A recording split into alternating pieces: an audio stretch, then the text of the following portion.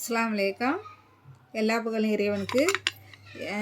இது சிறு தானியங்கள் வச்சு எங்கள் வீட்டில் இன்றைக்கி கஞ்சி வச்சுருக்கோம். தினையும் பச்சை பயிரும் போட்டு இந்த மாதிரி நம்ம காலையில் உணவாக எடுத்துக்கிடலாம். அதில் கொஞ்சம் தேங்காய் பால் சேர்த்துக்கிட்டோம்னா, பச்சை தேங்காய் பால் சூடுலாம் பண்ணலை, அதை கொடுத்து எனக்கு கெட்டியாக இருக்கும். நம்ம அப்புறமாட்டி ஆறுனதுக்கப்புறம் தேங்காய் பாலை கலந்துக்கிடலாம்.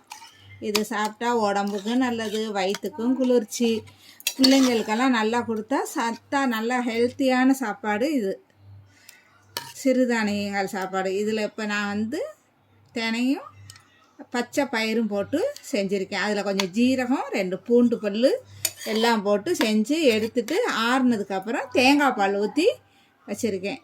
இந்த மாதிரி செஞ்சு நம்ம எல்லோரும் ஒரு நாள், வாரத்தில் ஒரு நாளாச்சும் இந்த மாதிரி நம்ம சாப்பிட்டோம்னா உடம்புக்கு நல்லது. தேங்காய் பால் சேர்றது வயிற்றுக்கு நல்லது, குளிர்ச்சி. இந்த சிறுதானியங்கள்லாம் நம்ம உடம்புக்கு நல்லது. இந்த மாதிரி எல்லாருமே செஞ்சு வாரத்தில் ஒரு தவணை குழந்தைங்களுக்கும் கொடுங்க, நீங்களும் சாப்பிடுங்க. அடுத்து இன்னொன்று, இது குழி பணியாரம் செஞ்சு அதுக்கு கார சட்னி அரைச்சிருக்கோம். இந்த கஞ்சி இப்போ எனக்கு நான் சாப்பிட போகிறேன், என் பேரனுக்கு ஊட்டி விட்டு நான் சாப்பிட போகிறேன். இந்த மாதிரி சாப்பாடெல்லாம் யாருக்கெல்லாம் பிடிக்கும்? இந்த மாதிரி சாப்பாடெல்லாம் யாருக்கெல்லாம் பிடிக்கும்? இந்த மாதிரி ஹெல்த்தியான சாப்பாடு வாரத்தில் ஒரு தடவை செஞ்சு சாப்பிடுங்க.